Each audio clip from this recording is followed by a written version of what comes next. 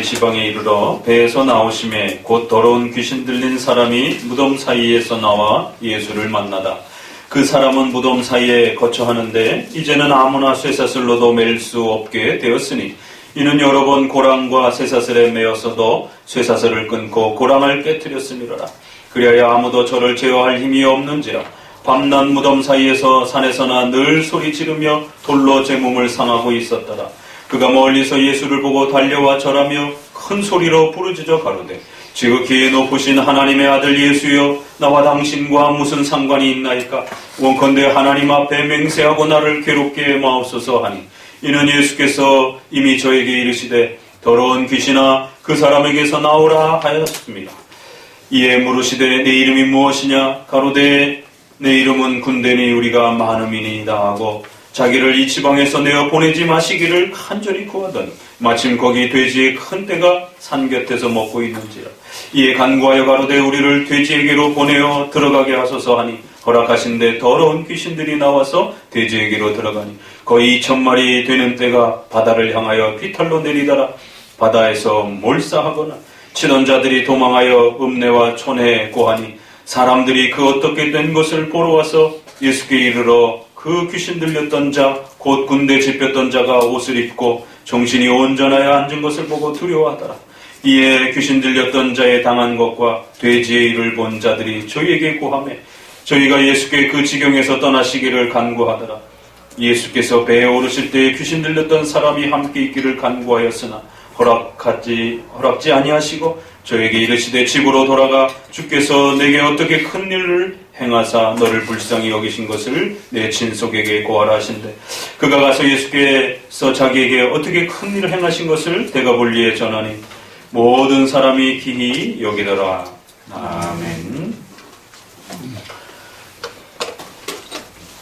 마가복음 5장 본문에서 우리는 귀신의 실체와 또 귀신의 그러한 또 활동, 또 귀신의 왕노릇을 하는 또 사탄의 이 실체와 또 사탄의 성격, 또 하나님과 그리스도의 이 통치 앞에서 사탄은 또 어떤 존재인가, 또 어떠한 활동의 또 이러한 모습을 가지고 있는가. 기독교인들에게 있어서 또 이러한 귀신의 또 이러한 영향력과 또 파괴력은 또 어떠한 것들인 것인가, 이런 부분들을 함께 귀신의 사탄의 이러한 정체와 관련해서 우리가 좀 더 깊이 있게 살펴보았습니다. 오늘은 본문을 중심으로 해서 좀 더 귀신이 어떠한 모습으로서 또 사람들을 괴롭히고 또 교회를 공격하는 그러한 악한 존재로서 또 이렇게 우리 곁에 존재하고 있는지, 또 이러한 악한 영들을 막아주시고 또 그 모든 공격과 피해로부터 우리 교회와 기독교인들을 지키시고 보호하시는 예수 그리스도의 왕 되심의 또 이러한 중보사역의 소중한 또 이러한 가르침들을 본문을 통해서도 함께 배워가셔야 됩니다. 사탄은 제일 먼저 창세기 3장에서 등장을 했습니다. 앞서 지난주에도 보았던 것처럼 도대체 사탄은 언제 그렇게 타락했는지, 무엇 때문에 타락했는지 사실은 우리가 추론을 할 수 있을 정도지만 문자적으로 명확하게 설명되어 있지는 않습니다. 그런데 대략 창세기 3장에서 선악과를 먹도록 그렇게 아담과 하와를 유혹하는 사탄의 그 첫 장면을 통해서 대략 사탄의 그러한 악한 죄의 성질을 우리는 교만으로서 이렇게 하나님과 대등해지려고 하는, 하나님의 통치와 다스림 없이 살아가려고 하는, 하나님의 뜻에 복종하지 않으려고 하는, 하나님과 견주어 대등하게 살려고 하는 그러한 모습으로서 역시 아담과 하와에게도 같은 내용들을 요구하면서 그렇게 너희가 눈이 밝아지면 하나님과 같이 될 것이다 라고 하는 인간의 근원적 그 교만함을 끌어내는 것을 보게 되는 것입니다. 그래서 하나님 없이 사는 것, 하나님 통치에 거부하며 살아가는 것, 그래서 하나님 상관없이 살아가는 것, 내 인생은 내 것이다 라고 하는 이러한 바로 하나님에 대한 거부감이 근원적인 사탄의 바로 그러한 죄요 또 사탄의 실체였던 것을 보게 됩니다. 타락한 그러한 천사가 사탄이 되었고 또 그를 동조하는 많은 천사들이 귀신이 되었다, 악한 영들이 되었다라고 성경은 이 정도까지는 정의하고 있습니다. 그래서 하나님이 처음부터 악한 영을 만든 건 아닙니다. 하나님이 만약에 사탄과 귀신을 만들었다 이렇게 되면 하나님은 악한 신이 되어버립니다. 그래서 반드시 모든 것이 좋았더라라고 창세기에서 말씀하시는 것처럼 천사들조차도 하나님께서 가장 아름답게 지으셨지만 그 중에 일부가 타락했다라는 거예요. 아담이 가장 선하게 만들었지만 타락한 것처럼 그 타락의 책임은 하나님에게 있는 것이 아니라 아담과 그 악한 영과 사탄에게 있는 것이에요. 하나님은 자유의지를 주셔서 그들이 선과 악을 택할 수 있는 가장 높은 수준의 그러한 영광스러움으로 그들을 창조해 준 것입니다. 돌과 나무는 그러한 선택의 기회가 필요 없기 때문에 그들은 악해질 필요도 없고 돌과 나무가 선해질 필요도 없는 것이에요. 그러나 하나님은 천사와 인간을 가장 높은 방식으로 창조해 주셨고 그들에게 자유의지를 허락해 주시는 이런 위대함을 펼쳐주신 것이에요. 그런데 그러한 소중한 선물을 가지고 하나님을 거역하는 악을 행했다라고 이렇게 성경은 죄의 첫 출발의 근원과 그 내용이 무엇인지를 우리에게 소개를 합니다. 바로 이것이 기독교의 신비요 비밀인 것이 이 땅의 그 어떤 철학도 그 어떤 종교도 인간의 삶 속에 이 죄가 이 악함이 왜 이 땅에 시작되었는지 그리고 또 이 악함을 우리가 어떻게 벗어날 수 있는지에 대해서 아무도 가르쳐주지 않습니다. 만이교나 또 고대의 많은 이단들은 처음부터 악한 신이 존재했다. 그리고 선한 신이 존재했다. 선한 신을 하나님이라고 그러는 것이고 악한 신을 사탄이라고 그러는 것이고 또 뭐 이렇게 얘기를 하기도 하고 하나님이 계셨는데 사탄을 만들었다 이렇게 말을 하기도 하고 엉뚱하게 여러 형태로 말을 합니다. 이 모든 것들은 이단적이다라고 전부 다 교회사를 통해서 정제되었습니다. 하나님은 사람과 천사를 가장 선하게 창조해 주셨는데 그들이 자신들의 자유의지라고 하는 이 소중한 선물을 가지고 악을 택하고 범죄하는 타락의 역사가 시작되었다라고 성경은 말하고 있습니다. 자, 우리 주보에 있는 그 내용을 함께 먼저 읽어보면서 지난번 내용들을 함께 다시 한번 정리해 봅니다. 웨스트민스터 신앙고백 제네바 교리문답입니다. 제네바 교리문답 28문에 그러면 악마들과 악한 사람들도 하나님의 주권 아래에 있습니까? 읽어봅니다. 하나님께서는 당신의 성령을 통하여 이들을 인도하시지는 않더라도 하나님께서 이들을 세워하고 계시기 때문에 이들은 하나님께서 허락하지 않으시는 붙잡고 수 없습니다. 또한 하나님께서는 비록 이들의 의사와 의도에 반대되더라도 이들을 억제하여 당신의 뜻을 이루십니다. 왜 우리가 이 사탄의 실체에 대해서 성경이 가르치는 내용들을 배워야 하느냐 하면 바로 이 악한 영과 사탄의 실체가 인간을 괴롭히고 인간에게 죄를 가중시키는 인간 스스로도 죄를 범하지만 또 끊임없이 인간이 죄를 범하도록 그 죄를 폭발시키고 그 죄를 짓게 만드는 끊임없는 또 유혹자로 아담을 괴롭혔던 것처럼 여전히 지금도 우리 주변에 그렇게 눈에 보이진 않지만 진짜 존재하는 그러한 영적 실체로서 여전히 인간을 파괴하고 괴롭히는 자로서 그렇게 있다는 것이. 그래서 이 악한 영을, 귀신을, 사탄을 없다라고 해도 문제가 되는 것이고 또 그렇다고 해서 하나님보다도 더 높은 존재로 마치 하나님 그리스도와 대등한 존재로 이렇게 생각하면서 너무 사탄을 무서워하고 귀신의 이러한 역사들을 무서워하면서 억압되어서 그렇게 살아가서도 안 된다는 것이.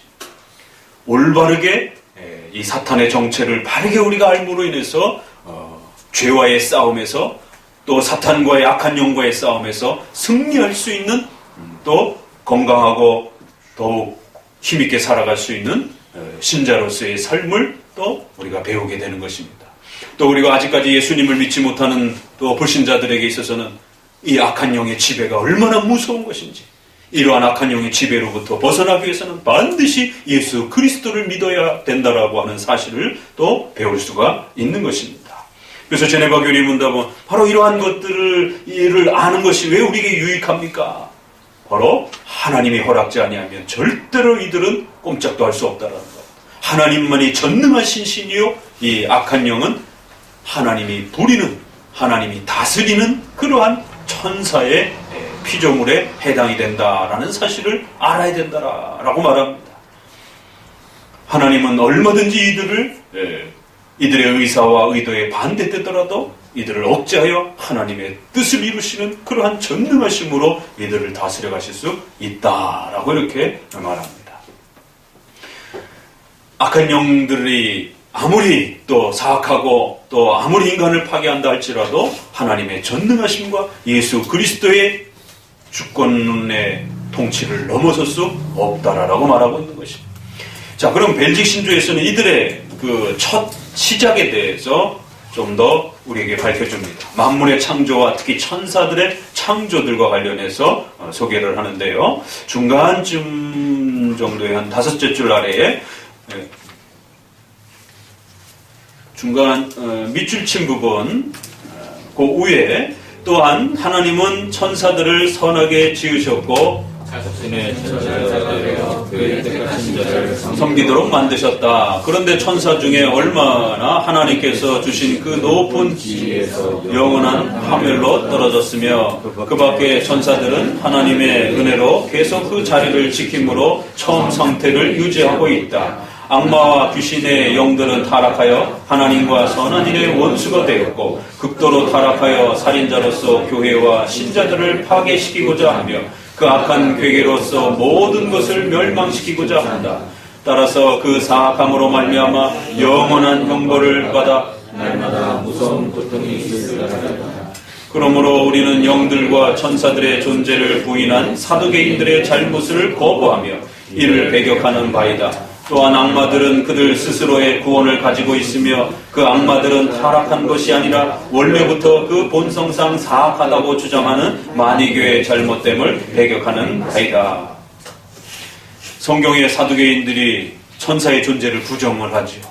오늘날 과학을 맹종하는 사람들이 천사와 귀신의 존재를 부정하기도 합니다. 또 거꾸로 만이교와 같은 자들은 또 너무 악한 이 귀신의 사탄의 실체가 마치 더욱 대단한 것처럼, 그래서 모든 구원의 이 본질을 이 악한 영을 대적하는 것처럼 2000년 전의 가르침인데 오늘날 우리가 그 귀신론으로 유명한 그 모 교회의 한국교회를 지배해왔던 그런 가르침하고 거의 유사한 것입니다. 새로운 게 없어요. 옛날 거 베껴다가 그대로 또 써먹는 것입니다. 그래서 예수 그리스도의 십자가의 보혈의 은혜를 통하여 우리의 죄를 사함받고 우리 주님께서 이루신 율법에 순종하여 이루신 그 놀라운 의로움들을 우리에게 그렇게 전해주시고 우리의 것으로 그렇게 전가해 주셔서 우리를 하나님 앞에 의로운 자로 삼아 하나님의 자녀로 삼아주신 이 영광스러운 복음의 이 은혜에 집중하지 아니하고 오히려 귀신 내쫓는 것을 마치 신앙의 본질인 것처럼 이렇게 또 몰아가는 이런 행위들, 이게 초대교회 때도 또 중세시대의 로마 가톨릭의 그런 퇴마사라든가 귀신 내쫓는 그러한 전담 신부라든가 이런 행동들을 통하여 마치 악한 영이 하나님과 그리스도와 대등한 상태로 그렇게 역사 속에 존재하는 것처럼 이러한 또 잘못된 교리들을 교회 안에 퍼뜨렸던 것입니다. 자, 제2 스위스 신조도 또 봅시다. 밑줄 친 부분, 우리는 만이교 사람들과 말시온주의자들을 정죄한다. 왜냐하면 이들은 두 실체와 두 본성이 있다고 하는 불경스러운 상상을 가지고 하나는 선하고 다른 하나는 악하다고 보며 두 시작과 두 신이 서로 대결하고 있다고 하는 상상을 가지고 하나는 선하고 다른 하나는 악하다고 하기 때문입니다. 이런 것은 잘못됐다는 것입니다. 이거 종교개혁 시대 때도 1566년에 나온 스위스 신조나 또 1566년 또 1561년에 나온 벨직 신조나 그 시대에도 이러한 잘못된 가르침들이 퍼지고 있었기 때문에 교회의 고백을 통해서 이러한 귀신론과 이러한 사탄론은 잘못된 것이다라고 명백하게 정리를 해준 것입니다. 500년이 지나고 난 오늘 우리가 이걸 또 다시 읽으면서 우리 주변에 이렇게 가르치는 많은 자들이 있음을 다시 한번 또 보게 됩니다. 과거에 부흥회를 통해 가지고 성도들을 앉혀놓고 뭐 조금 가정에 어려움이 있다라고 그러면은 귀신 내쫓아준다라고 하면서 귀신아 나가라라고 그러면서 그런다고 귀신이 나가나요? 이 성경에 사도행전에 그런 장면이 있습니다. 그러한 장면을 마치 신자가 그대로 따라해도 되는 것처럼. 그래서 어느 특정한 지역에 가면은 그 지역을 지배하는 귀신을 내쫓아야 된다라고 그러면서 그걸 지역 귀신이라고 합니다. 그러니까 이 예전에 만이교, 말시온주의자들 이러한 수많은 그 이단들이 잘못 말했던 수많은 그 귀신론들을 오늘 우리 시대에 그대로 교회 안에 퍼뜨려 놔가지고 마치 지역 귀신이 있는 것처럼 이건 무당들도 어느 지역에 가면 터줏대가 그 터를 지키는 귀신들이 있다는 것이에요. 그래서 그 각각의 지역마다 귀신들을 달래야 된다라고.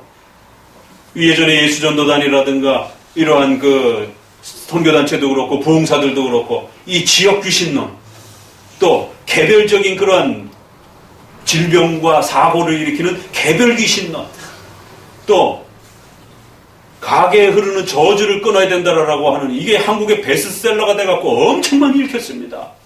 나중에 이단으로 결국에는 정제가 돼갖고 본인이 한국교회를 향하여 사과한다라고 그러면서 그 책 회수해가지고 전부 다 없애버리고 그 수익금 전부 다 이단 피해 대책에다가 쓰겠다라고 이러면서 정상교단으로 받아달라라고 이런 과정을 거쳤습니다. 그 이후를 성도들은 잘 모르죠. 이미 벌써 다 그 가게에 흐르는 저주를 끊어야 된다가 베스트셀러가 돼갖고 각각의 교회마다 귀신 내쫓는 게 열풍이 불고 집에서도 가족들이 앉아가지고 우리 조상 귀신들을 우리 할아버지 또 증조 할아버지 중에 굶어 죽은 귀신이 우리 집안에 있어가지고는 우리가 경제가 이렇게 안 풀린다라고 주여 믿습니다. 우리 집안에 그 굶어 죽은 조상의 귀신을 없애주시옵소서.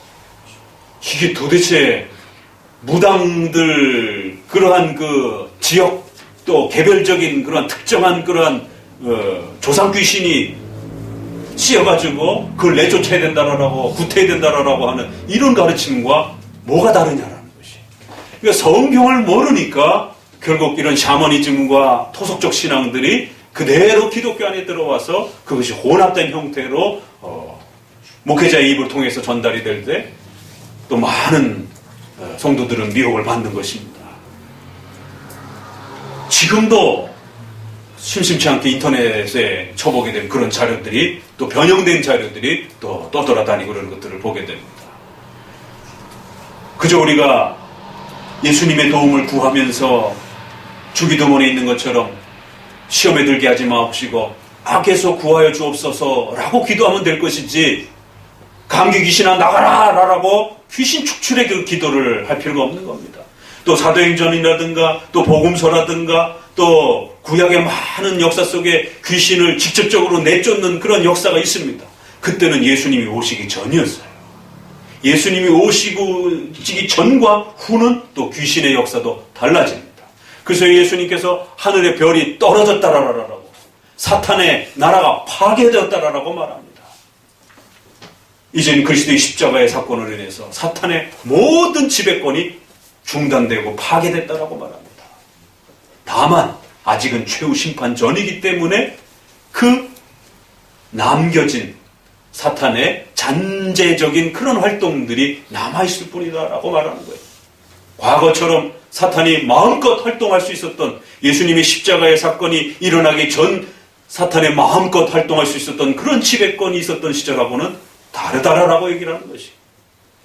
그래서 성경이 있지만 오늘날에 또 그런 귀신의 그런 활동과 그런 부분들을 또 차이를 두어서 설명을 해야 됩니다.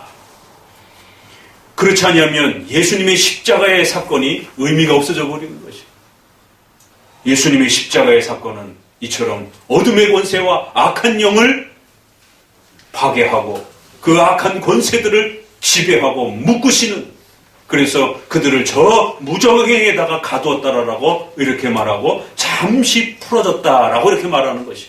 그래서 그들의 권세와 힘은 이제 더 이상 옛날처럼 활동하는 그런 방식이 아니라 그리스도의 십자가를 인해서 그들의 근원적인 지배 세력과 힘은 파괴되었지만 아직은 최후 심판 전이라 여전히 사람을 괴롭히고 또 불신자들을 파괴하는 정도의 또 그러한 영향력들은 남아있다라고 말합니다.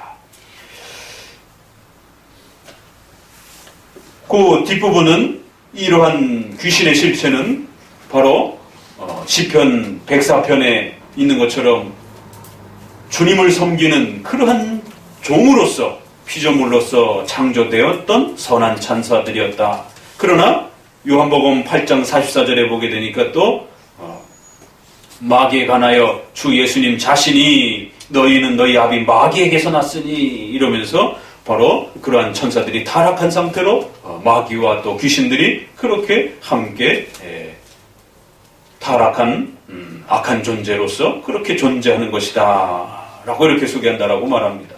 자, 따라서 읽어봅니다. 우리는 이렇게 가르친다. 즉 어떤 천사는 끝까지 순종함으로 하나님과 인간을 섬기는 신실한 종의 임무를 위임받으나 자신들의 자유의지의 남용으로 타락하여 멸망에 떨어져 선하고 신실한 사람들의 원수가 되고 말았다.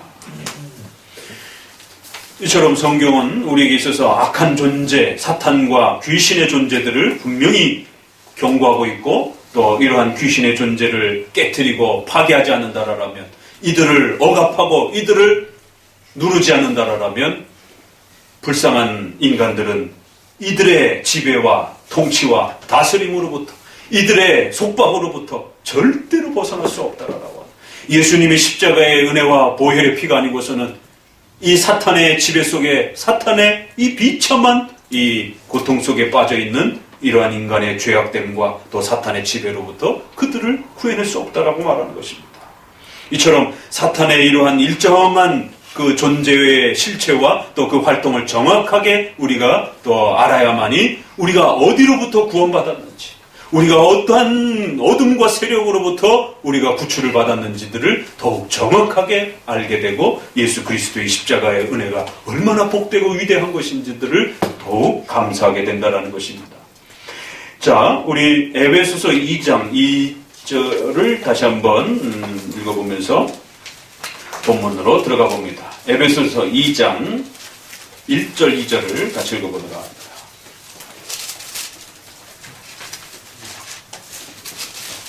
에베소서 2장 1절 2절입니다. 함께 있습니다. 너희의 허물과 너희를 살리셨도다. 그때 너희가 그 가운데서 행하여 이 세상 속을 쫓고 공중의 권세 잡은 자를 따랐으니 곧 지금 불순종의 가운데 역사하는 영이라. 분명히 인간 세상 속에서는 악한 영이 지배하고 있고 그 악한 영이 공중의 권세를 잡은 자라라고 이렇게 표현하면서 인간 세상을 지배하고 다스리고 그렇게 속박하는 자로서 있다라고 말합니다. 그들을 악한 영이라 이렇게 말합니다. 그 가운데 속박되어 허물과 또 우리 자신의 죄로 그렇게 죽었고 갇혀 있었던 자들이다. 우리를 그렇게 표현합니다. 바로 이러한 속박과 이러한 묶임으로부터, 그러한 사탄의 지배로부터 우리를 구해내셨다라고 이렇게 성경은 말씀하고 있는 겁니다. 이렇게 최초의 아담의 타락에서부터 사탄과 그 귀신들은 인간을 파괴하기 위하여 엄청난 공격을 가했던 것이고, 구약의 대표적인 살인사건이 일어나는 가인과 아벨의 사건 속에서도 결국 그 살인의 행위를 통하여 인류 최초의 또 살인의 범죄가 일어날 때도 거기에 사탄과 귀신의 폭력적인 그러한 또 유혹들이 있었던 것입니다. 부모인 아담을 꾀할 때나 또 그들의 자손들인 가인을 통하여 또 살인죄가 폭력이 일어날 때 여전히 또 사탄은 그들을 또 공격하고 있었던 것입니다. 그리고는 최초의 심판의 그 모습이 벌어졌던 노아의 홍수 사건에 그 엄청난 전 지구적인 홍수가 일어나면서 인류가 전멸하는 이 상태에 처했을 때에 그들이 하나님 앞에 타락하고 그들이 하나님을 대적하는 폭발적인 그런 죄악이 너무 가득 차서 하나님이 그들을 홍수로 물러다가 전부 심판하지 않고는 견딜 수 없는 이러한 어마어마한 죄악의 폭발됨과 퍼짐이 결국 어디로부터 왔겠어요? 그건 사탄의 또 귀신의 악한 영들의 또 인류의 죄를 가중시키는 이러한 또 죄악에 더해지는 역사가 있었던 것입니다. 소돔과 고모라의 역사 속에서도 그 한 도시가 완전히 멸망을 할 정도로 그러한 하나님의 심판을 받는 데 있어서는 그 소돔과 고모라의 그 백성들의 죄뿐만 아니라 또 그 도시를 파괴하기 위하여 그 사람들의 마음속에 온갖 죄들을 그렇게 또 폭발시켰던 사탄과 귀신의 그러한 공격들이 있었던 것입니다. 예수님이 오셨습니다. 또 예수님이 오시기 전에도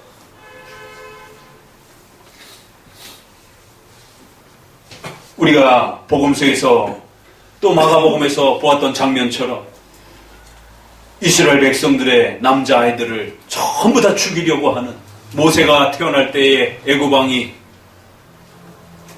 모세와 같은 이러한 훌륭한 선지자들이 태어나는 것을 또 전멸시키려고 했던 것처럼 예수님과 또 사도들이라고 하는 이 훌륭한 교회의 역사가 시작이 되어지는 이 첫 시작에 정치적인 그러한 욕망과 또 통치자들의 그 악한 욕심을 동원해서 결국에는 이 중요한 역사가 중단되도록 예수님의 탄생도 막고 사도들의 태어남도 막는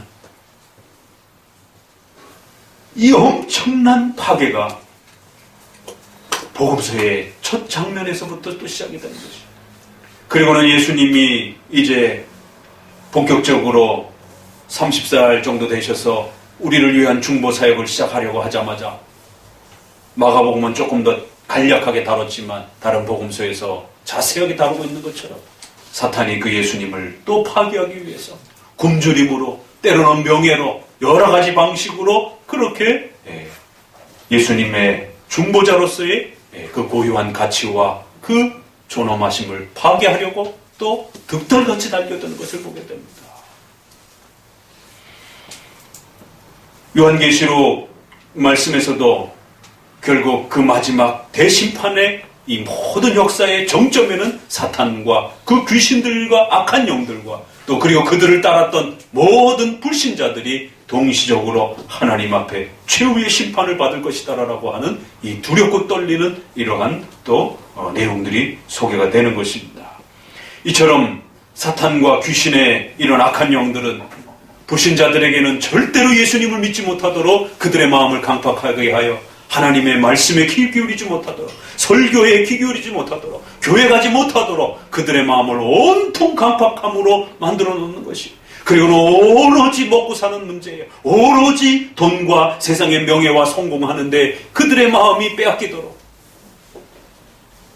본인들은 모르죠. 그것이 사탄의 유혹으로부터 왔는지 자기의 욕심으로부터 왔는지 그 뒤섞여서 일어나기 때문에 사탄과 악한 영들은 눈에 보이지 않기 때문에 모르는 것이 결국 인간의 삶이 점점 메말라가고 점점 비참해져 가도 그 실체를 모르고 교회로 오지 못하고 전도를 받지 못하고 말씀을 들어도 거부하고 예수 그리스도를 외면하는 이러한 불신앙의 무서움에 갇혀 있다라는 것입니다. 예수님을 죽이려 할 때 가룟 유다도 그 귀신이 사탄이 그에게로 들어갔더라라고 말하는 것이에요. 결코 혼자 하는 일이 아닌 것입니다. 인간의 죄악과 악행 속에는 이처럼 분명히 사탄과 그 귀신이라고 하는 악한 영들이 인간의 그 욕망과 죄악과 그 인간의 악함을 이용을 해서 결국 시기와 질투와 온갖 폭행들이 결국 사탄의 또 유혹으로부터 그렇게 인간을 지배하고 파괴하고 괴롭히는 것입니다. 또 우리 신자들에게 있어서는 비록 불신자처럼 그러한 방식으로 전멸되듯이 공격당하지는 않을지라도 끊임없이 그리스도의 도우심을 의지하고 우리 주님의 왕되심의 이 도움을 요청하고 또 끊임없이 경건의 또 이러한 연습들을 통하여 하나님 앞에 신앙에 또 이 열심을 다하지 않았을 때에, 은혜의 수단들을 게을리했을 때에, 기도를 게을리하고 또 교회 출석을 게을리하고 주일 성수를 게을리하고 예배를 게을리하고 이랬을 때 반드시 또 성도들에게도 또 이러한 악한 마음과 또 온갖 해한 마음들이 또 연약한 우리의 육신을 이용해서 또 성도들의 비참한 고통과 하나님의 뜻을 어기게 되는, 하나님이 책망하시고 하나님이 싫어하시는 그런 행동들을 하게 되는, 그리하여 또 온갖 진노와 책망을 이 땅에서 눈물로 또 겪게 되는 이런 일들이 벌어질 수 있다라는 것입니다. 바로 그러한 악한 영의 실체들을 정확하게 오늘은 마가복음을 통해서 우리에게 드러내 주려고 하는 것입니다. 자, 본문으로 들어가서 좀 더 보게 되면은요, 더러운 귀신 들린 사람이 무덤 사이에서 그렇게 비참하게 자신의 인생을 포기하고 사람들과 고립된 상태로 그렇게 살아갑니다. 그래야 그 어떠한 곳으로도 그를 고칠 수 없는 그런 비참한 상태로서 그렇게 고통을 겪는 가운데 예수님이 그에게 이제 서게 됩니다. 6절, 7절 같이 읽어봅니다. 그가 멀리서 예수를 보고 달려와 절하며 큰 소리로 부르짖어 가로되 지극히 높으신 하나님의 아들 예수여, 나와 당신과 무슨 상관이 있나이까? 원컨대 하나님 앞에서 맹세하고 나를 괴롭게 마옵소서. 예수님은 가난한 목수의 아들로 그렇게 오셨고, 이제 그 주변에 또 사회적으로 딱 그렇게 인정받지 못하는 어부들, 생선 비린내 나는 이러한 또 볼품없는 사람들하고 이렇게 어울려 다니셨기 때문에 아무도 그 예수님을 주라고 바라보지 않았고, 그 예수님을 아무도 신이라고 바라보지 않고 모두 다 그 예수님을 거부하면서 그렇게 외면했던 그 모습들을 보게 됩니다. 그런데 놀라운 것은요, 귀신 들린 자가 그 예수님을 보자마자 신속하게 예수님께로 달려와서 하나님의 아들이시오. 이건 참 놀라운 장면인 것이고, 오히려 멀쩡한 인간들은 그 예수님이 자신들의 코앞에까지 다가오셨음에도 불구하고 전혀 예수님을 알아보지 못하는데, 오히려 귀신 들린 자는 예수님이 누구신지를 정확하게 간파하고 신속히 달려와서 그 예수 앞에 무릎을 꿇고 간구하는 것을 보게 됩니다. 왜? 우리를 파괴하려고, 우리를 괴롭히려고 이렇게 일찍 오셨습니다. 제발 살려주십시오. 이것을 쉽게 풀어서 설명하면 제발 살려주십시오. 예수님을 아무도 왕으로 생각하지도 않고, 예수님을 아무도 전능자로 생각하지도 않고, 예수님을 그 누구도 우리의 생사를 쥐고 계시는 심판자로 아무도 생각하지 않고 있었는데, 오히려 귀신 들린 자는 그 앞에 납작 엎드려서 부들부들 떨면서 제발 살려주십시오. 당신의 허락이 없이는 우리가 단 한 발자국도 움직일 수가 없습니다. 이 귀신 들린 자의, 이 귀신의 악한 영의 고백 속에는 예수님을 조롱하고 예수님을 비웃듯이 그렇게 말합니다. 나와 당신이 무슨 상관이 있습니까? 하나님께 부탁해갖고 우리를 살려달라고 맹세하십시오. 어디 건방지게 예수님께 맹세를 하라 마라 요구를 합니까? 우리를 괴롭히지 마십시오. 그러기 때문에 이 말 속에는 진정한 신앙의 고백으로서의 하나님의 아들이십니다라고 고백하는 내용은 아닌 것입니다. 하나님의 아들이라고 하는 이 고백은 굉장히 중요한 고백입니다. 우리가 마가복음 1장에 하나님의 아들 예수 그리스도, 바로 이것은 신앙 고백의 핵심이다라고 그렇게 시작하면서 출발해 왔습니다. 그런데 이 악한 영이 하나님의 아들이십니다라고 고백을 했어요. 그럼 이 악한 영도 예수님을 믿는 건가? 이렇게 오해할 수 있습니다. 그러나 용어는 비슷해도 그 내용을 담고 있지 않다라는 것이, 악한 영의 이 고백 속에는 예수 그리스도를 조롱하고 그리스도에게 맹세하라라고 명령하고 있고, 또 왜 우리를 괴롭히냐라고 그렇게 원망하고 있고, 또 우리와 당신이 뭔 상관이 있느냐라고 그렇게 따지고 있고, 하나님의 아들이라고 하는 이 소중한 고백은 비슷하게 흉내내고 있지만 전혀 내용을 담아내고 있지 못하다라는 것이.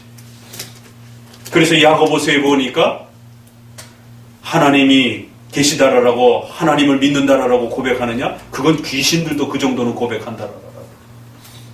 예수님이 계시다라고 믿습니까?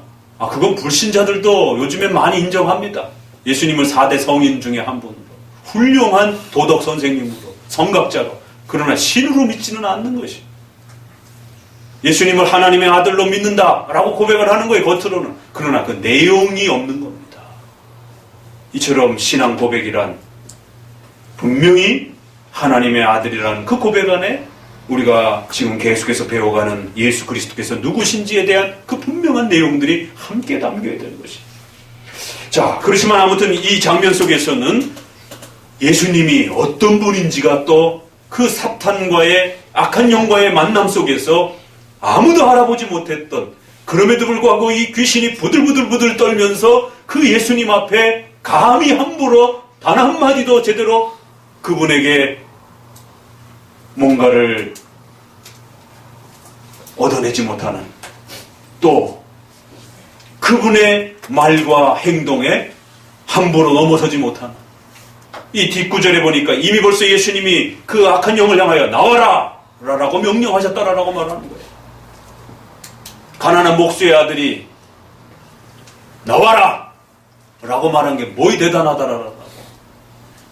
오히려 그렇게 다가왔던 군사들, 더 어마어마한 힘과 능력을 가지고 다가왔던 수많은 사람들이 오히려 그의 세상을 다 끌어버리고 어마어마한 힘으로 그 주변 사람들을 다 때려 눕혔고, 이러한 장면들을 생각한다라면 그 막강한 초월적인 힘을 가지고 있었던 자가 가난한 목수의 아들의 그 사람으로부터 나와라! 라고 하는 그 말 한마디에 바들바들 떨면서 아무것도 하지도 못하면서 그 예수의 발 앞에 엎드려 제발 살려달라라. 예수님이 어떤 분이신지를 우리에게 가르치고 있는 것입니다. 예수님은 만왕의 왕이시요, 온 우주의 주인이시요, 우리의 보호자시요, 심판자시요, 주권자시라는 것이요. 많은 사람들이 인정하지 않고 그 어떤 사람들도 제대로 바라보지 못한다 할지라도, 이처럼 성경은 오히려 그 악한 영의 실체는 정확하게 그 만왕의 왕이신, 심판주이신, 절대자이신 주님 앞에 바짝 엎드려서 그분의 허락하심이 없고는, 그분의 말 한마디가 없고는 절대로 한 걸음도 뗄 수 없는 그러한 무서운 존재시요, 그러한 위대한 심판자이심을 온몸으로 고백하고 있는 것입니다. 그러면서 예수님이 너의 이름이 뭐냐? 이거 흉내내면 안 됩니다, 부흥사들이. 그러니까 사람들이 이상한 목소리로 막 또 떠들면서, 그럼 그게 귀신 들린 건지 정신분열인 것인지 의사들도 헷갈리는 것이고 많은 어려움이 있는 것입니다.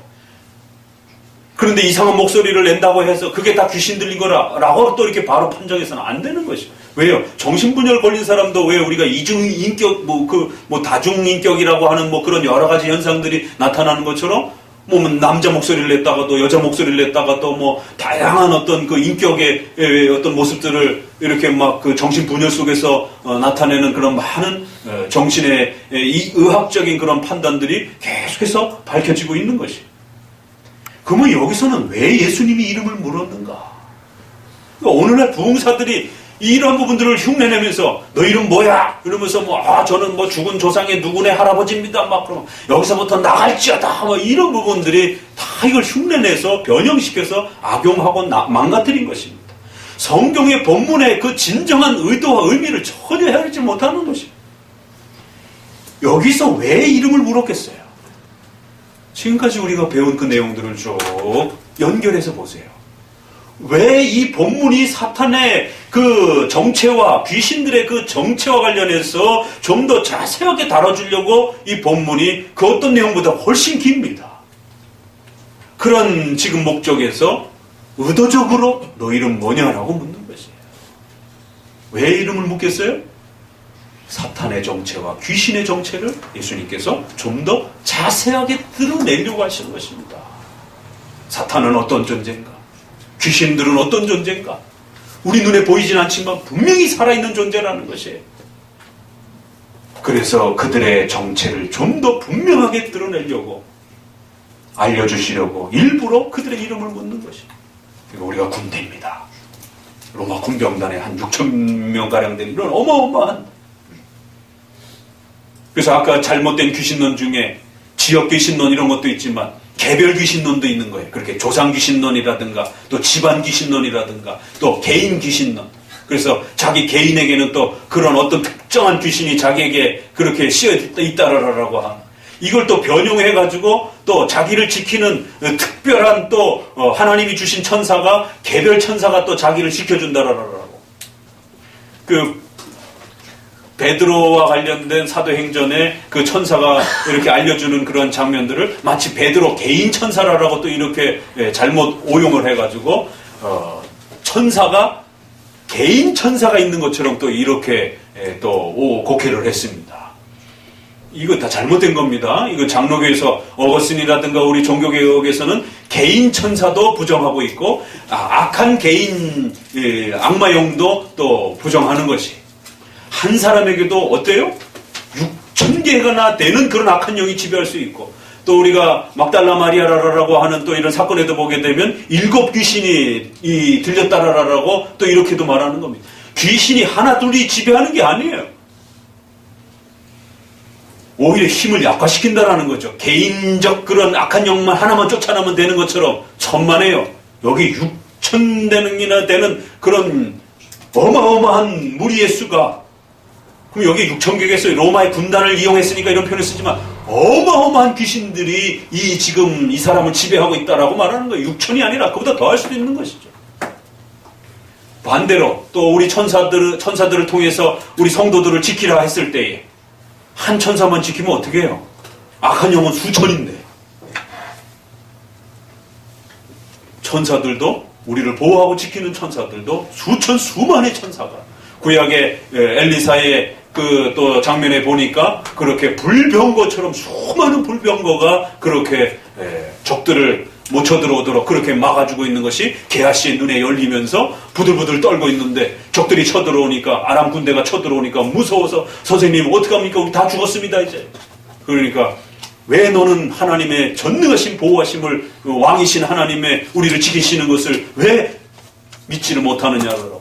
그리고는 게하시를 위하여 기도해 주니까 눈이 영안히 눌리고 나니까 하늘의 천군 천사가 아람 군대를 다 포위하고 있고, 그것보다 더 엄청난 숫자가 그 아람 군대들을 다 완벽하게 포위하고 있는 것들이 보여지면서 그제서야 이제 안심을 하는 거죠. 성도를 보호하는 거, 개인 천사가 그 한 천사만 보호한다고요? 천만의 말씀. 수만의 천사가 우리 성도들을 보호하고 지키고 또 받들어준다라고 성경은 그렇게 말하는 것입니다. 악한 영의 실체를 드러내기 위해서 너 이름이 뭐냐라고 이렇게 물으면서 이 지방에서 쫓아내지를 말아달라고 간곡히 부탁하면서, 또 다른 복음서에 보니까 우리를 지옥에 가두지 말아달라고, 무저격에 가두지 말아달라고 간곡히 부탁하는 것을 보게 됩니다. 오히려 사탄은 예수님이 누군지를 알아봤고, 또 이 예수님이 장차 최후 심판을 통하여 영원히 지옥에 자신들을 가둘 존재라는 것을 알고 그분 앞에 부들부들 바들바들 떨고 있는 것을 보게 됩니다. 그리고는 간절히 구하더니 예수님께 간곡하게 부탁하여 이에 간구하여 가로되, 저기 보니까 돼지떼가 있습니다. 저 돼지떼에게 우리를 보내주셔서 아직은 우리를 멸하지 말아 주옵소서. 그러자 13절을 같이 읽어봅니다. 여기에 이제 독특한 또 장면이 소개가 되는데요. 13절 허락하신데 더러운 귀신들이 나와서 집으로 들어가니 거의 2천만이 되는 데가 바다를 향하여 털거를 내리달라 바다에서 못 살아. 여기에 우리가 설명할 수 없는 아주 생소한 예측할 수 없었던 장면이 소개가 됩니다. 우리가 다른 그런 귀신을 내쫓고 뭐 이런 그 마가복음의 여러 부분에 보면은 이렇게 질병과 관련돼서 또 어떤 아픔과 관련해서 귀신을 그냥 내쫓는 장면으로만 그냥 이렇게 끝나는 경우들이 많습니다. 그런데 여기에서는 그냥 귀신을 내쫓았다 그냥 이래버리면 되는데 여기는 귀신의 정체와 그들의 성격과 그들의 활동과 관련해서 좀 더 그들의 실체를 좀 더 자세하게 드러내 주시기 위해서 또 예수님께서 특별한 사건을 허용해 주시는 것을 보게 됩니다. 그래 좋다. 그러면 돼지떼에게 들어가라. 자, 그러면 우리 여기서 퀘션 마크가 질문이 생깁니다. 이걸 만약에 오늘날 환경론자들에게 동물보호단체에게 여기 혹시라도 동물보호단체 활동하시고 계시는 혹시 성도가 계시다라면 또 애완견을 좋아하시는 성도가 이 본문을 본다라면 상당히 고개를 갸우뚱하면서 좀 불편해하실 수 있는 구절입니다. 돼지가 2,000마리면 지금도 돼지가 2,000마리를 어디서 목축업을 하고 있으면 어마어마한 부자입니다. 그러면 2000년 전에 고대 시대에 2,000마리를 가축을 키우고 있을 정도면 어마어마한 부자죠. 이 상당한 부자죠. 그럼 우리가 두 가지로 나눠보게 됩니다. 하나는 동물들 그 자체를 다 없애버릴 거예요. 죽여버릴 거예요. 세상에 한두 마리도 아니고 2,000마리나 되는 이 엄청난 어떻게 보면 불쌍한 돼지들 이 가엾은 돼지들을 아무 죄도 없는 돼지들을 그냥 예수님 명령 한마디에 다 죽었습니다.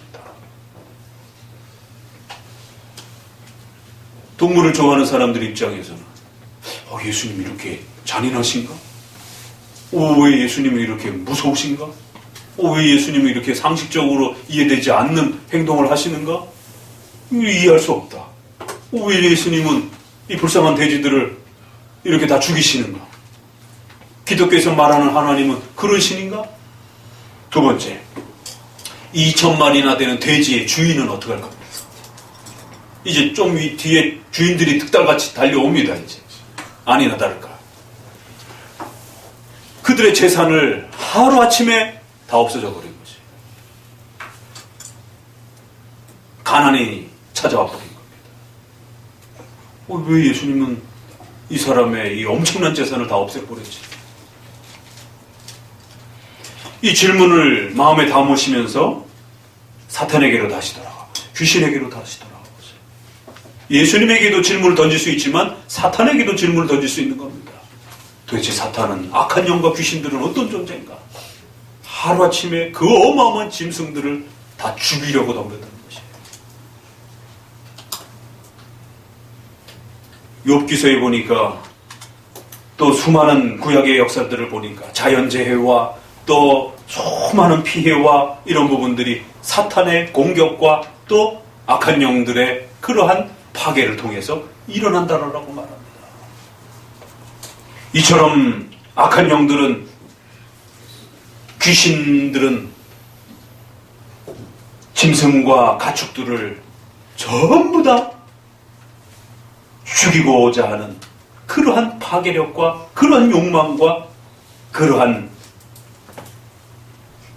사탄과 악한 영들의 이 폭력적인 그러한 공격적인 이 모습들을 보셔야 된다는 것입니다. 차라리 여기 풀이 있습니다. 우리가 이 풀로 들어가게 해주세요. 하면 안 돼요? 왜 하필이면 짐승들에게로 들어가서 그 짐승들을 다 죽여버리는, 물론 허락은 예수님이 하셨습니다.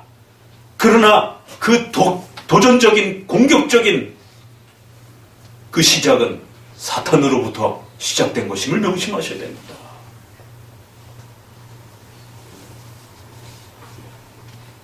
이것이 동시적으로 우리에게 소개가 되는 것이 사탄의 폭력적인, 귀신의 폭력적인 그 폭력성과 그럼에도 불구하고 또 예수님 입장에서는 온 만물을 주관하시는 주인이시기 때문에 돼지건 식물이건 소건 개건 고양이건 그 어떤 피조물이라도 만드실 수도 있는 분도 하나님이신 거고 그거를 없애는 것도 하나님이신 것이에요. 예수님께서 이 장면을 통해서 우리가 상식적으로 생각했을 때는 그 아까운 불쌍한 돼지들이지만 그 돼지들을 이 땅에 존재케 하신 분도 예수님이시고 그걸 얼마든지 없앨 수 있는 분도 예수님이신 것입니다. 이 5장 본문에서는 예수님이 심판주요, 왕이요, 온 세상의 전능자요, 주인이시다라는 사실을 우리에게 계속적으로 지금 가르치고 있는 것입니다. 그래서 그 사건 하나하나들이 다 그렇게 예수님은 심판자요, 예수님은 주요, 예수님은 왕이십니다라는 사실을 계속해서 가르치고 있는 것입니다. 예수님 한마디에 모든 짐승들이 죽음을 맞이할 수 있는 겁니다. 예수님 한마디에 모든 인류가 전멸할 수 있는 것입니다. 그 누구도 그 예수님의 결정과 판단에 왜 그러시냐라고 따질 수 없고 물을 수 없고 그 이유를 대라라라고 명할 수 없는 것입니다. 왜? 그분은 주인이시고 왕이시기 때문에. 그래서 간절히 간구하자 허락하신대 이런 단어들이 일부러 그렇게 잘 배치가 되어서 예수님의 절대적인 왕으로서의 심판주로서 창조주로서의 그분의 말 한마디와 명령이 얼마나 두렵고 떨리는 것인지에 대해서 차근차근히 소개를 해나갑니다. 그러자 이제 이걸 지켜본 사람들 또 그 마을 사람들에게 가서 이 소식을 알리자 온 마을 사람들이 다 쫓아와서 귀신 들린 사람이 멀쩡히 앉아있는 것도 보고 또 돼지가 다 죽은 사실도 또 보게 되고 그러자 저희들이 두려워 떨었더라 라고 말합니다. 그러면서 17절을 같이 읽어봅니다. 17절 저희가 예수께 그 지경에서 떠나시기를 간구하더라. 자, 이 정도 일이 벌어졌으면 그냥 털썩 주저앉아야 돼요. 그렇잖아요. 상식적으로. 아니 어느 로마 왕이 어느 이 유대의 왕이 그 말 한마디로 귀신 들렸던 자를 아무도 그 어떤 군사와 무기로도 통제할 수 없었던 그 귀신 들린 자를 멀쩡히 앉혀놓고 또 2천만이나 되는 그 엄청난 그 가축들이 그 말 한마디 한마디에 전멸을 했어요. 이거를 사람에게 돌려버리게 되면 사람들도 군사들도 다 전멸할 수 있는 그런 엄청난 일이 벌어진 겁니다. 그건 유대의 왕도 로마의 왕도 그 누구도 한 번도 들어본 적도 없고 본 적도 없는 것이에요. 그런데 이제 그런 일을 행하시는 분이 자기들 앞에 서 있는 것이에요. 그러면 그냥 털썩 주저앉아야 되는 거예요. 비록 자기들 눈으로 예수님을 사람으로 바라보고 있지만 그분은 사람이시면서도 동시에 하나님이시고 이건 전능자가 아니고서는 이것은 하나님이 아니고서는 결코 이룰 수 없는 그러한 위대한 역사였던 것입니다.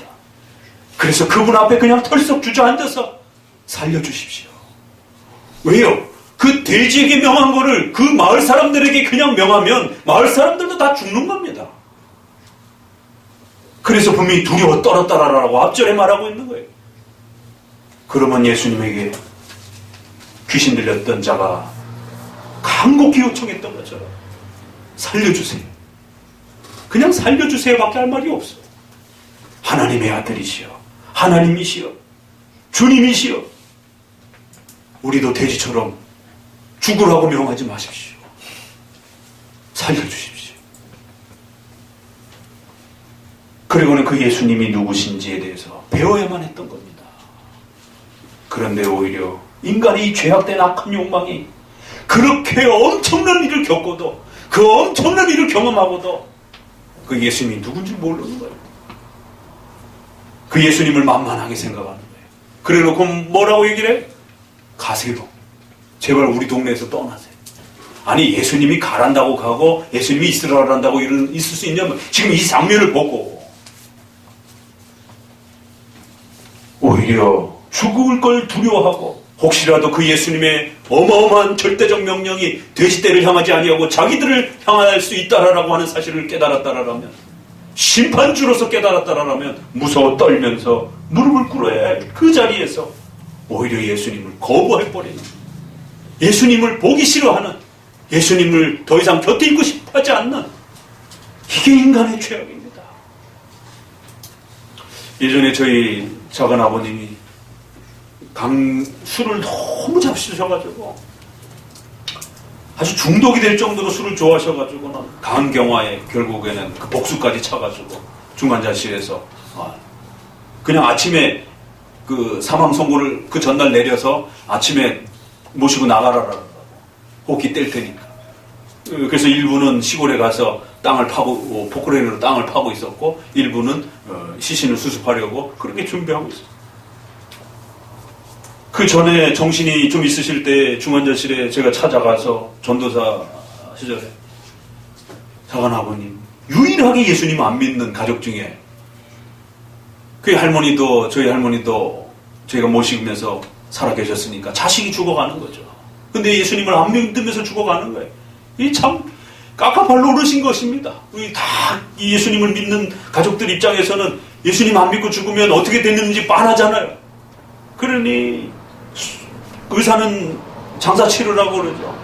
그러니 저는 가족 중에 유일한 또 교육자니까 찾아가서 중환자실에 찾아가서, 작은 아버님, 이대로 숨 거두시면 지옥 갑니다.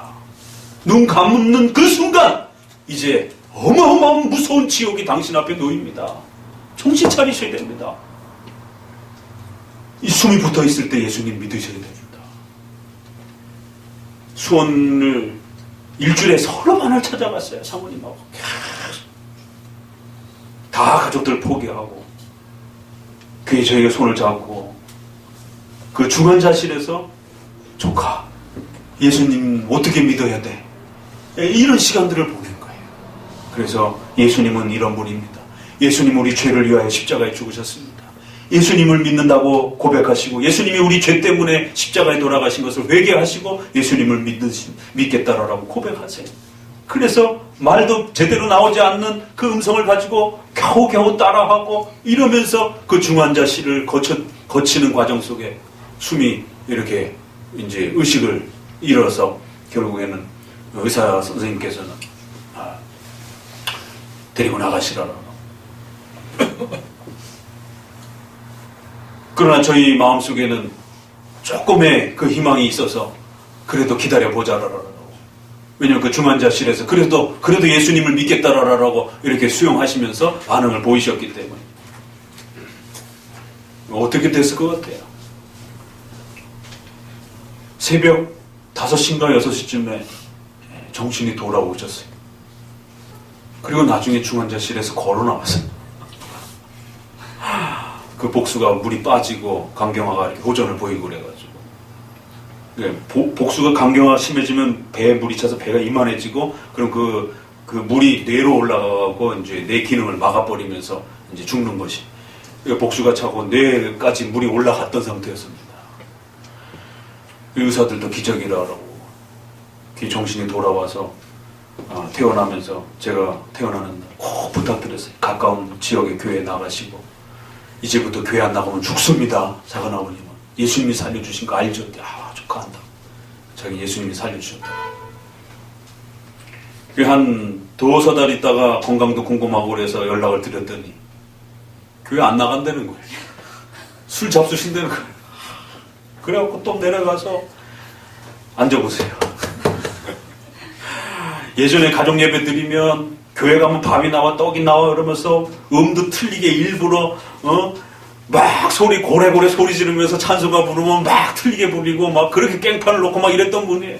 그게 이제 지금은 아주 조용하게 잘 따라 부르고 그래요. 근데 교회 다니는 걸 그렇게 힘들어 하셔. 그래서 앉혀놓고 작은 교회 안 다니시면 죽습니다. 어떻게 중환자실에서 살아오는지 아시죠? 알고 말고 교회 다녀야지. 그래놓고 또 한 두세 달 있다가 또 전화하면은 안 다닌다는 거예요. 또 왜요? 그랬더니 술 먹다가 저기 해가지고 또 못 나갔다는 거예요.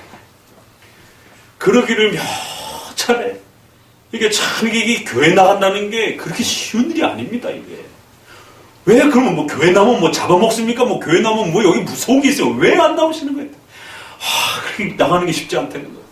인간의 그 죄성 때문에 그런 거죠. 자기가 그 죽음에서 그렇게 걸어 나왔음에도 불구하고 다 포기한 거를, 의사도 포기한 거를 조카가 와서 가족들이 그리스도 이름으로 기도하고 그렇게 해서 기적적인 그 은혜를 받았음에도 불구하고 그렇게 예수님 앞에 나오는 것이 그렇게 힘들더라는 것이.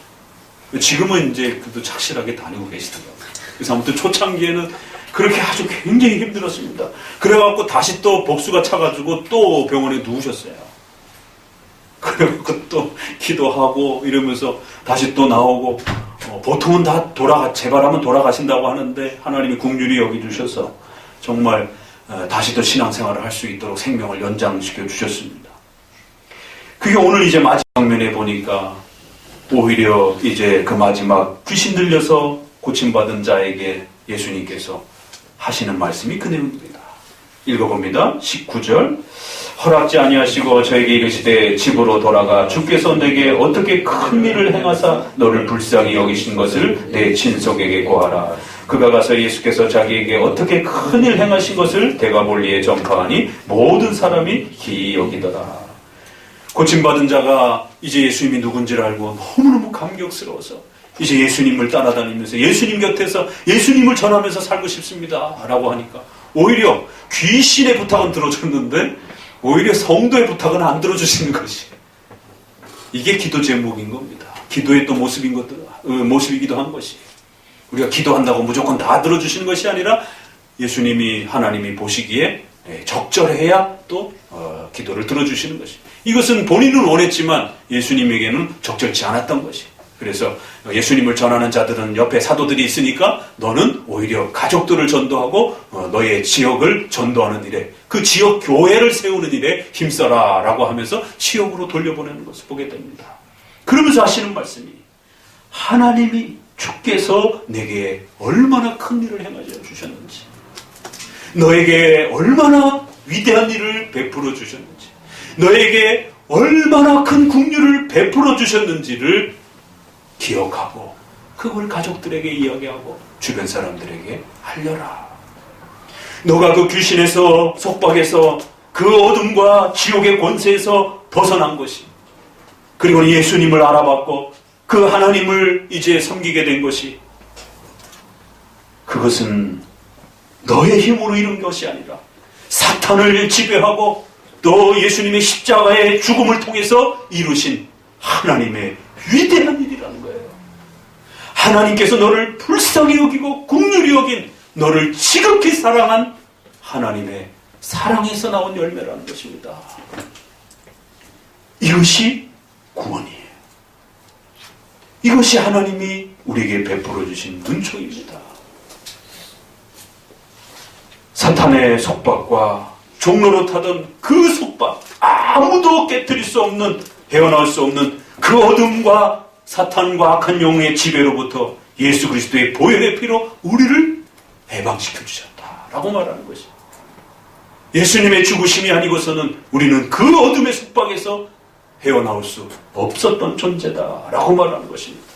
적어도 예수님은 사탄의 왕국과 귀신의 악한 영들을 모두 다 물리치신 그러한 창조주여, 심판주여, 왕이시다라는 것을 명심하셔야 된다는 거예요. 그 일을 행하시기 위하여 또 이제 장차 계속 소개되겠지만 예수님의 십자가의 죽음이라고 하는 이 참혹한 비참한 죄를 짊어지시는, 우리의 죄를 대신 짊어지시는 대속이라고 하는, 바로 우리의 죄값을 친히 그 십자가에서 그렇게 감당하시는 하나님의 위대한 일, 하나님의 큰 일, 하나님의 긍휼에 불쌍히 여기시는, 우리를 사랑하셔서 베풀어 주신 어마어마한 일이라는 것이. 오늘 이 마지막 구절을 우리가 가슴에 읽으면서 우리는 가슴 떨리면서 읽을 수밖에 없어요. 주께서 내게 어떻게 큰 일 행하셨는지를, 너를 어떻게 불쌍히 여겨 주셨는지를, 어떻게 큰 일 행하신 것을 기억하라 라고 말씀하시는 것입니다. 3번에 걸쳐서 같은 이야기를 반복하면서 우리가 예수님을 믿게 된 것은 이건 정말 기적이라는 거예요. 여러분이 교회에 앉아서 이렇게 예배를 드릴 수 있는 것, 기적이라는 겁니다. 그 엄청난 경험을 하고도 그 마을 주변 사람들은 오히려 예수님을 거부해버리고 예수님을 외면해버리는, 저희 가족 얘기를 하기도 했지만 죽음에서 그렇게 분명히 기도해서 의사도 포기했던 그 상황 속에서 기도하고 고침받아서 나온 게 분명하게 자기도 인정하면서도 그럼에도 불구하고 교회 나오기가 그렇게 힘든 것인지, 이게 인간의 죄라는 겁니다. 그 죄를 끊어내 주시지 아니하면, 그 사탄의 유혹을 막아주시지 아니하면 여러분이 여기 앉아있는 것 불가능합니다. 오늘도 여러분이 여기에 앉아있는 것 하나님의 큰 은혜요, 하나님 큰 긍휼로 여러분을 베풀어 주신 것입니다. 우리 주님 예수님은 바로 그런 분이라는 겁니다. 우리가 믿고 의지해야 될 분은 바로 적어도 만왕의 왕이시요 온 우주의 심판주시요 우리의 보호자요 우리의 주님이시다는 사실을 마음에 깊이 새기시면서 살아가시기를 주의 말씀으로 권면해 드립니다. 기도합니다. 하나님께